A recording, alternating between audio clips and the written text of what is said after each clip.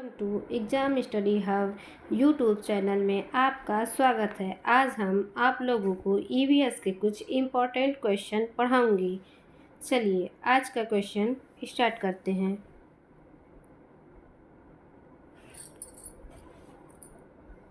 Question number 1,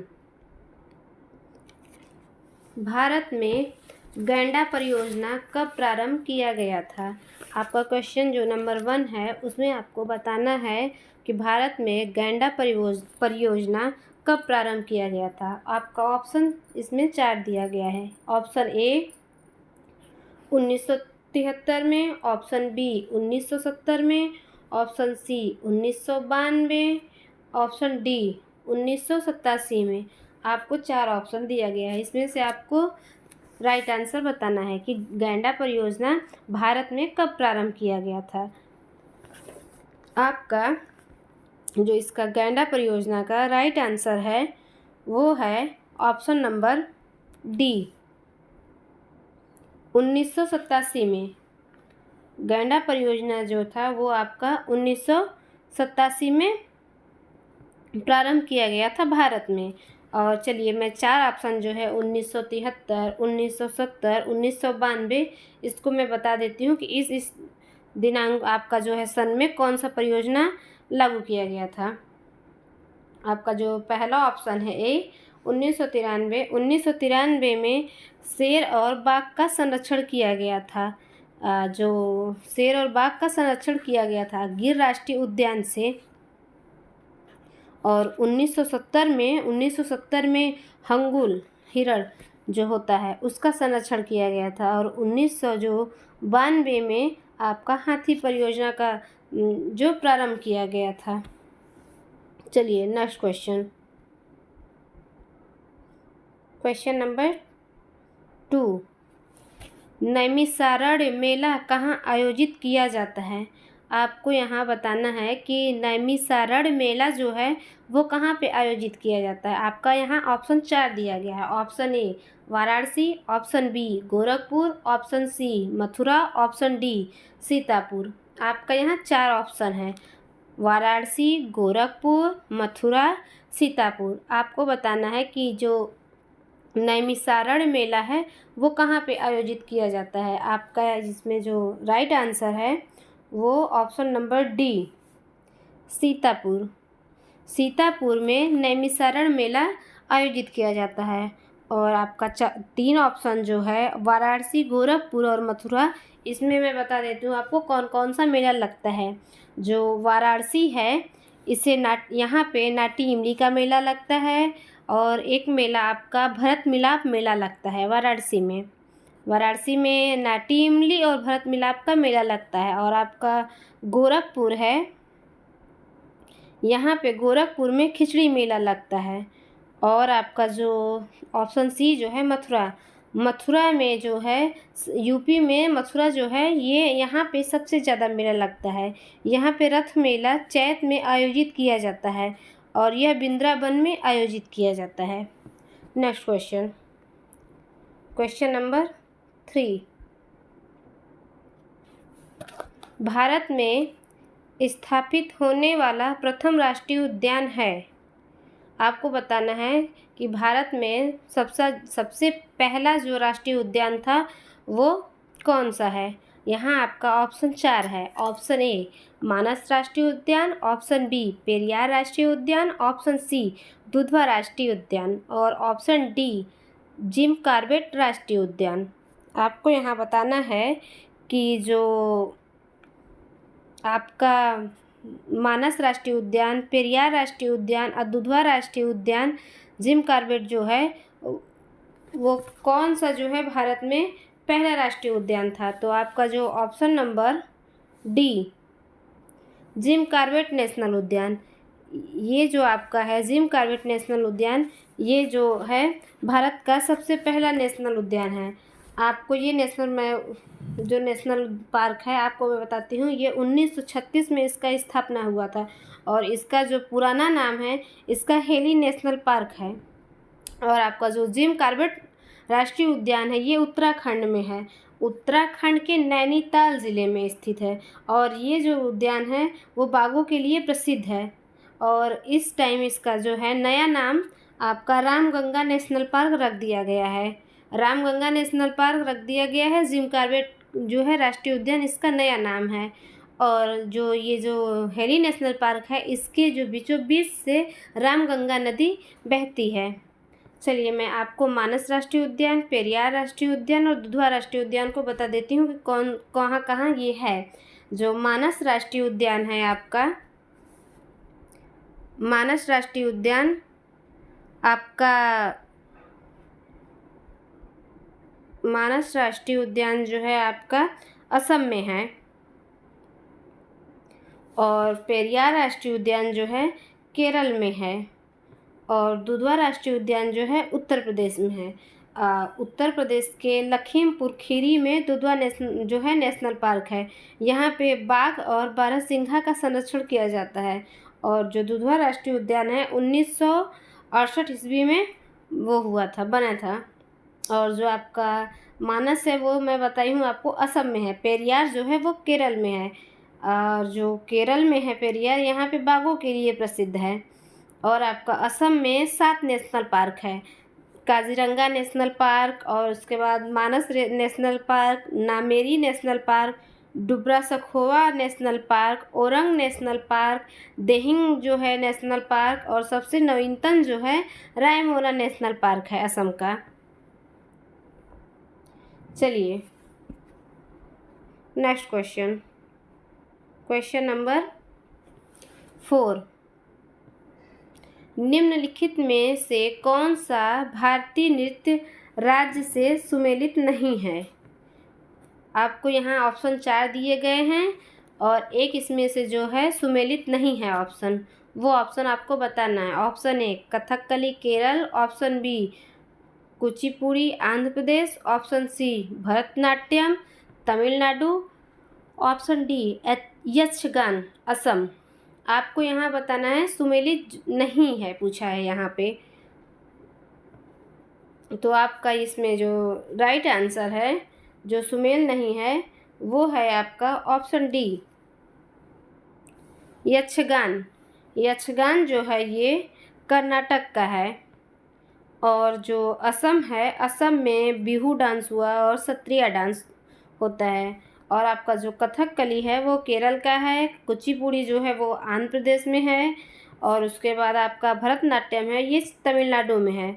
और ये सब जो है आपका शास्त्रीय नृत्य है। और भारत में कुल मिलाकर 8 शास्त्रीय नृत्य है। आपको मैं 8 शास्त्रीय जो डांस है उसको मैं बता दे रही हूँ, आप लोग अपने कॉपी में नोट कर लीजिए। जो सबसे पुराना और पहला जो है शास्त्रीय नृत्य, ये आपका भरतनाट्यम है जो तमिलनाडु में होते हैं। नोट कर लीजिए, आपको 8 में एक लाइन से लिखवा देती हूँ। और लिख लीजिए, भरतनाट्यम जो है तमिलनाडु में है, और कथकली जो है वो केरल में है, कुचिपुड़ी आंध्र प्रदेश में, और जो कथक है वो उत्तर प्रदेश में, ओडिसी जो है उड़ीसा में, मणिपुरी जो मणिपुर में, और जो सबसे नवीनतम जो है आपका शास्त्रीय नृत्य वो है सत्रिया जो असम में है। असम का ये डांस है आपका। चलिए नेक्स्ट क्वेश्चन, क्वेश्चन नंबर 5। निम्न में से कौन सा एक भारत का राष्ट्रीय जलीय प्राणी है? आपको इसमें बताना है कि भारत का राष्ट्रीय जलीय प्राणी इसमें से कौन सा है।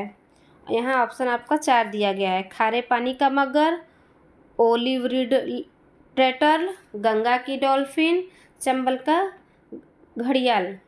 आपका यहाँ ऑप्शन 4 है, बताना है आपको कि भारत का राष्ट्रीय जलीय प्राणी कौन सा है।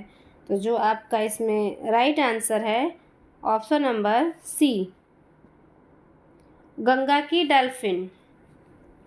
गंगा की डॉल्फिन को सूसू डॉल्फिन भी बोला जाता है। और आपका जो ऑप्शन ए है खारे पानी का मगर, ये जो है उड़ीसा के भितरकनिका राष्ट्रीय उद्यान में पाया जाता है। और जो खारे पानी का मगर है ये पश्चिम बंगाल में भी, पश्चिम बंगाल के जो सुंदरबन है वहाँ पे भी पाया जाता है। ओलिव रिड टर्टल जो है ये आपका विश्व का सबसे छोटा कछुए में आता है। और ये प्रशांत महासागर और हिंद अटलांटिक के गर्म जल में पाए जाने वाला है। जो ये है ये मांसाहारी कछुआ का एक प्रजाति है। और आपका गंगा डॉल्फिन जो है ये आपका जो है भारत का राष्ट्रीय जलीय प्राणी है। और पटना में आपका डॉल्फिन अनुसंधान केंद्र बनाया गया है, बिहार पटना में। और आपका डॉल्फिन दिवस है जो वो 5 अक्टूबर को मनाया जाता है। और इसे भारत का जलीय जो प्राणी घोषित किया गया था 2009 में किया गया था। आपका जो चंबल है, चंबल का घड़ियाल ये चंबल नदी में पाया जाता है। चंबल अभ्यारण्य जो है सवाई माधोपुर, कोटा, बूंदी और धौलपुर, करौली ज़िले में ये सब जो है आते हैं। चलिए नेक्स्ट क्वेश्चन, क्वेश्चन नंबर 6। किसी राज्य के राज्यपाल की नियुक्ति के लिए कम से कम क्या उम्र होनी चाहिए? आपको यहाँ 4 ऑप्शन दिया गया है। आपको बताना है कि इसमें से कौन सा जो है राज्यपाल की सबसे जो कम से कम उम्र क्या होनी चाहिए राज्यपाल बनने के लिए किसी भी राज्य का। आपका ऑप्शन ए 35 वर्ष, ऑप्शन बी 25 वर्ष, ऑप्शन सी 30 वर्ष, ऑप्शन डी 21 वर्ष। आपको 4 ऑप्शन दिया गया है। इसमें बताना है कि आपका जो राज्यपाल की नियुक्ति है किस उम्र में होती है। तो जो आपका यहाँ राइट आंसर है ऑप्शन ए 35 वर्ष। आपका 35 वर्ष जो है ये जो है किसी भी राज्य का राज्यपाल बनने के लिए न्यूनतम आयु होती है। और जो राष्ट्रपति होता है उसके लिए भी 35 वर्ष ही होना चाहिए आयु राष्ट्रपति बनने के लिए। आपका जो ऑप्शन बी है 25 वर्ष ये लोकसभा चुनाव के लिए तथा प्रधानमंत्री के चुनाव के लिए होता है। और आपका जो ऑप्शन सी है 30 वर्ष ये राज्यसभा का चुनाव के लिए होता है। और आपका जो ऑप्शन जो डी है 21 वर्ष ये ग्राम प्रधान के चुनाव के लिए होता है, 21 वर्ष की आयु। चलिए नेक्स्ट क्वेश्चन, क्वेश्चन नंबर 7। अनुच्छेद 356 का प्रथम प्रयोग कब और कहाँ हुआ था? आपको बताना है कि जो 356 है राष्ट्रपति शासन सबसे पहले कहाँ पे प्रयोग हुआ था और कब हुआ था। आपको ऑप्शन 4 दिया गया यहाँ। ए बिहार 1958, बी जम्मू और कश्मीर 1956, सी पंजाब 1951 और आपका जो ऑप्शन डी है मध्य प्रदेश 1957। आपको यहाँ बताना है कि इसमें जो अनुच्छेद जो था 356 का प्रयोग सर्वप्रथम जो है कब और कहाँ हुआ था। तो आपका जो इसमें सही आंसर है आपका ऑप्शन सी पंजाब 1951 में जो सबसे पहले जो है राष्ट्रपति शासन पंजाब में ही लगाया गया था। और आपका सबसे जो अधिक बार राष्ट्रपति शासन लगाया गया है ये है यूपी। और यूपी में करीब 10 बार राष्ट्रपति शासन लगाया जा चुका है। और आपको मैं अनुच्छेद जो हैं 352 से 360 तक मैं बता दे रही हूँ। जैसे आपका 352 में राष्ट्रीय आपात लगाया जाता है और 356 आपका राष्ट्रपति शासन है और 360 वित्तीय आपात है। ये जो राष्ट्रपति शासन हुआ, वित्तीय आपात हुआ और राष्ट्रीय आपात ये आपका सबसे ज़्यादा पेपर में पूछा जाता है ये क्वेश्चन।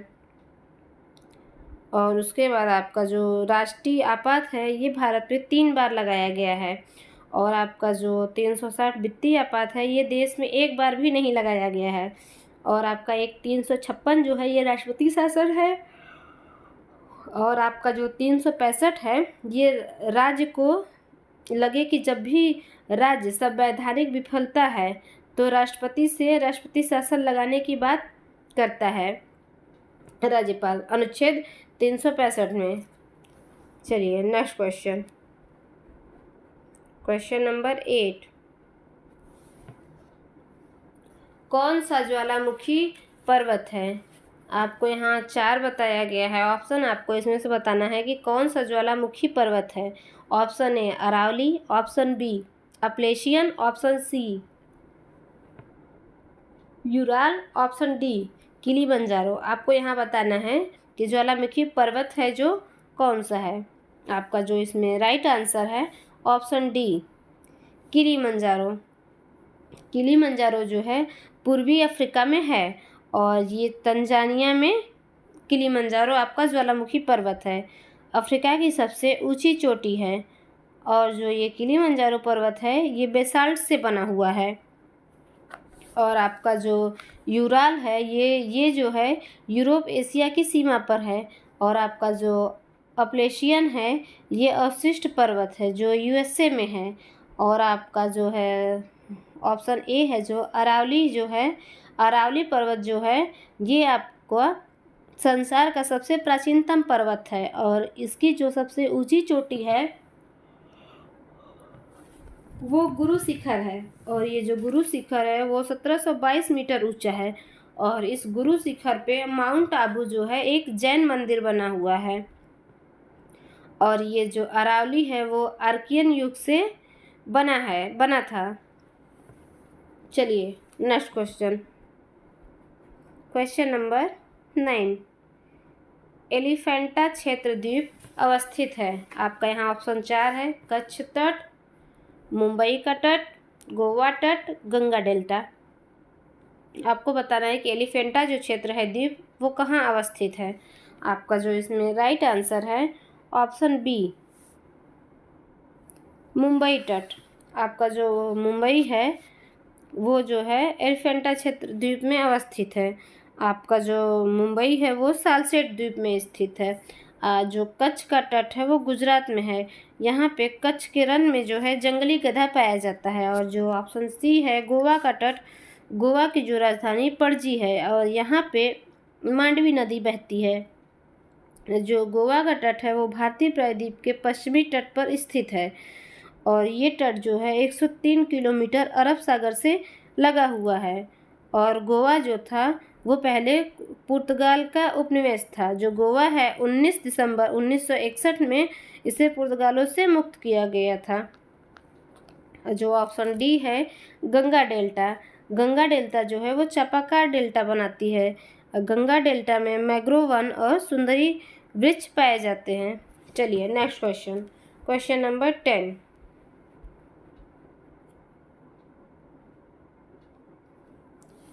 प्रोटीन अणुओं की इकाई है। आपको बताना है कि प्रोटीन अणुओं की इकाई कौन सी है। आपका ऑप्शन 4 दिया गया है। Option A glucose, option B amino अम्ल, ऑप्शन सी वसा अम्ल व ऑप्शन डी विटामिन। आपको यहाँ बताना है कि अमीनो अम्ल इसका जो है सही आंसर है। प्रोटीन अणुओं की जो इकाई है वो अमीनो अम्ल है। ऑप्शन बी आपका ये जो है अमीनो अम्ल है। जो आपका ग्लूकोज है, ग्लूकोज शरीर में ग्लाइकोजन के रूप में शरीर में स्टोर होता है। और जो लीवर है, लीवर में ये करता है। इंसुलिन जो है ग्लूकोज को स्टोर करता है। और जो अमीनो अम्ल है ये कार्बनिक यौगिक है। जो अमीनो अम्ल है वो 20 अमीनो अम्ल का प्रयोग होता है। और जो आपका वसा है, वसा अम्ल वसा का पाचन करता है। वसा जो है वो 2 प्रकार के होते हैं, संतृप्त वसा, असंतृप्त वसा। और आपका जो ऑप्शन सी है विटामिन, विटामिन जो है 2 होते हैं, एक वसा में घुलनशील होता है और एक जल में घुलनशील होता है। जो जल में घुलनशील होता है वसा विटामिन्स वो बी और सी होता है। और जो जल में वसा में जो होता है वो ए डी ई के जो विटामिन होता है वो वसा में घुलनशील होता है, जल में बी और सी होता है। और आपका जो फैटी एसिड है जो ये एक छोर पर मिथाइल समूह और दूसरे छोर पर एक कार्बोक्सिल समूह वाली कार्बन श्रृंखलाओं से बने होते हैं। चलिए आज का क्वेश्चन 10th है जो आपका समाप्त हो गया।